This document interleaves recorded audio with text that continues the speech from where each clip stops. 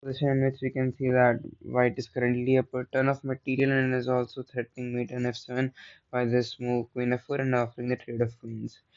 We can also see that black also has a very massive attack against the white king. And in this type of position, if we just try to exchange the queens, black is just down material and will lose the game for sure. So now we should really look for forcing on this position. Now, if we can somehow get this queen to a1, we should try to imagine it'll just be a checkmate. If we give any sort of check via a3 or a1, it'll just be a checkmate on the white king. But we can see that white is currently up a tempo as queen f4 has just been played. Now, in this type of position, we should obviously take into account the forcing moves. I do not see any good checks in this position. The queen f4 check is really the only check, but gf4 will just be played and white will just win in the end game. Now captures, I don't see any useful captures in this position.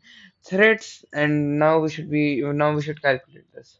Now in this type of position, we should try to look at bishop h6 or maybe queen a2. The problem with queen a2 we can clearly see is the pawn on f7 is angled, it will be a checkmate.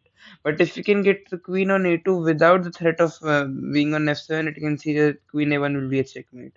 So we should try to bring the queen to a2 without this threat on f7. So we should deflect, try to forcefully move this queen out of f4, for which the move bishop h6 works perfectly. As we deflect the queen from f4 from the f4 square, and it will not be able to trade with our queen, and we'll just be a move ahead and be completely winning. So it should just be bishop h6. Now, if white would have played queen h6, queen a2 would have resulted in a forced checkmate. King b1 hasn't played, we can just capture the queen on f4 and be completely winning.